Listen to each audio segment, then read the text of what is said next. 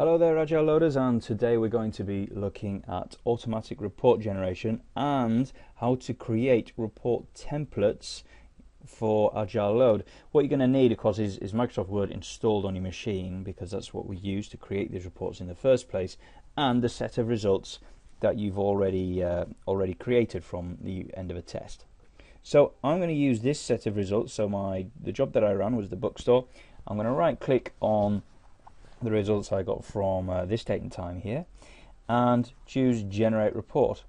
So you'll notice up here I've got the option to choose a number of reports, because what I can do is overlay some result sets into one report if I want to do a comparison. And the way that I would compare them is in here, either one chunk of results after another or by having one graph after another.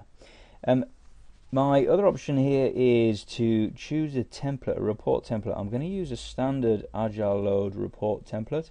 And notice there are a few templates here, and any further templates that we create will also appear here.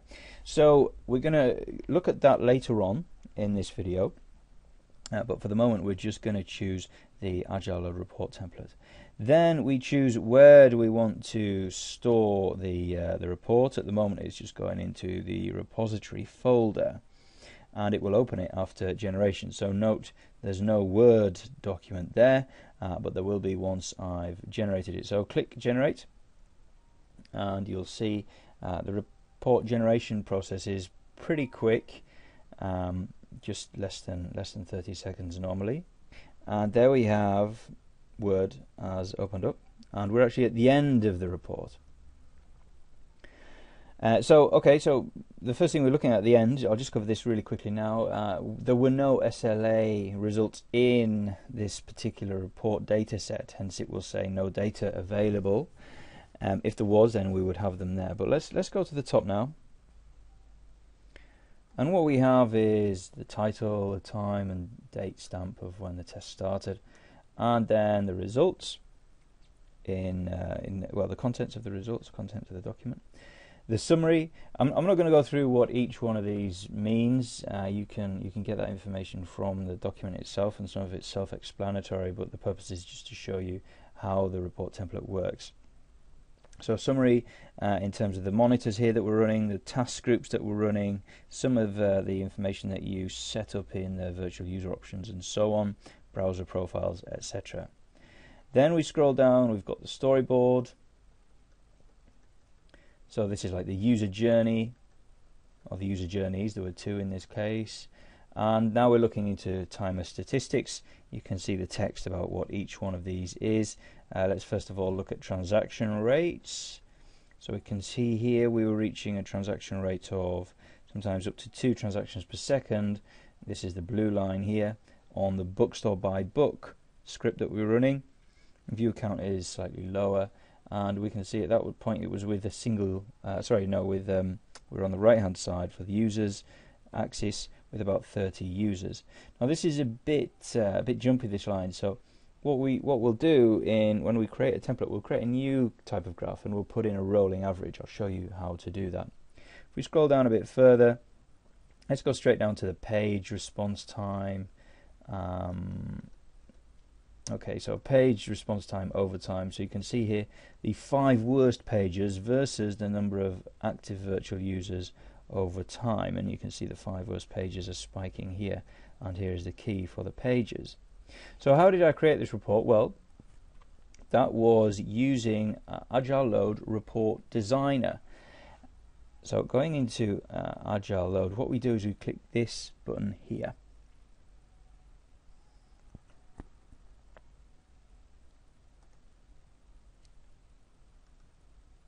So having clicked the button, we're now launching Agile Load Report Designer, and we can see on the left hand side we have all the standard report elements, tables and charts, and in the middle here we have the actual Microsoft Word report templates that it will generate. So if we just take a look at the Agile Load report template that we just generated, let's just double click on here.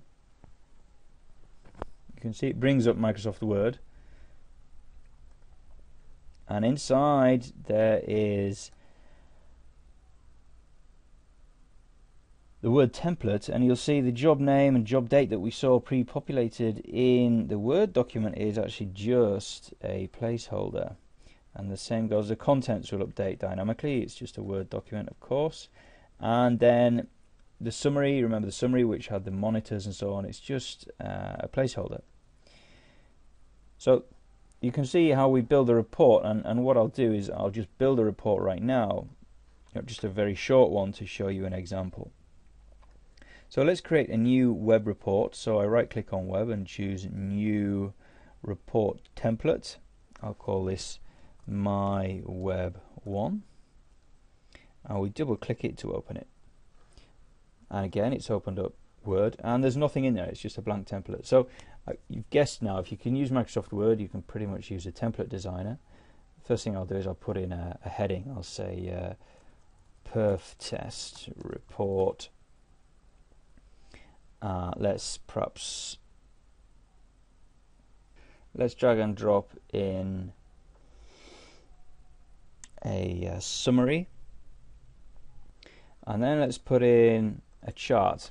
But rather than just drag and drop an existing chart, I want to create my own at the moment. So let's create a new chart, and I'm going to double click it to open it up. And you'll see right now it's a blank canvas. Because of what I want to put in, I want to create a chart of virtual users against response time. So I'm going to go into the HTTP folder and choose active users and just drag and drop that into the chart space. You'll see it's now created this line. Don't worry about the contents of the line, as in the plot, what it's plotting. This is just like an example plot. It's to show you what it's going to look like. For example, you might be choosing a 3D plot, or you might have a different color or a size of line. The actual plot will come from the result set that you choose when you right click and choose generate report. So by now you'll see that the axis, the standard axis we're going to use is the left axis, and function, we're going to return to that in a moment, but we're going to leave function as none. Now this series options box is contextual, and because we've chosen virtual users, it's not got so many options in there. It's just whether to have it from all the task groups that we had, or whether we're going to prompt for task groups. I'm going to have all task groups at this point, and I want it to merge the task groups so that everything will just appear as total number of virtual users. So the next thing is the information I want is inside pages, and I'm going to drag and drop on page timer values over time. And you'll see it's dropped that also onto the left side, so that's not good for me, because if I got 10 users and response times of, I don't know, 10,000 milliseconds, then the one line will appear flat and the other one will appear also flat right at the top. So without choosing a logarithmic scale, all I'm going to do is just choose a right hand side plot. So we have we have active users on the left hand side and response time on the right hand side. Now you'll see the series options are slightly different for this kind of plot, page timer plot, and it's asking me what I want to do. So I'll choose the top 5 worst response times in the series. Otherwise I could say all plots, but this could be quite dangerous because you end up with a very thick graph in terms of you get a huge amount of lines, and it can be non-comprehensible if you have a lot of time, as if you're doing a large test. You could ask AgileLoad to prompt you for every line that you want to plot, or choose from a predefined set of names of timers that you want to have in the graph. Also, we have the option to merge by timer name. So this will be, say for example, we have the home page visited twice at the beginning and at the end of the transaction. We go home page, login, transaction, log out, home page. We don't want the home page to appear twice in the graph.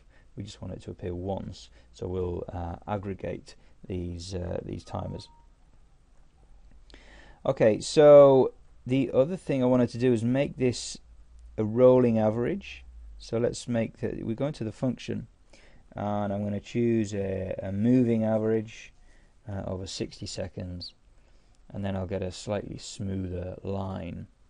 In my chart options, I put what I like, views versus resp time, or page resp time. 60 seconds moving average. And if we turn on ramp up detection, what this will do is if we have stepped ramp up specified in the virtual user options, it will create a new graph for every for every chunk of virtual users. So say for example we ramp up to 10 virtual users and we run for 5 minutes, and then we ramp up to 20 virtual users and we run for another 5 minutes. That means you will get two graphs. One which relates to the first 10 users, another which relates to the second part of the test where there were 20 users. I'm going to leave that off for the moment. I'm going to put in some more axis names.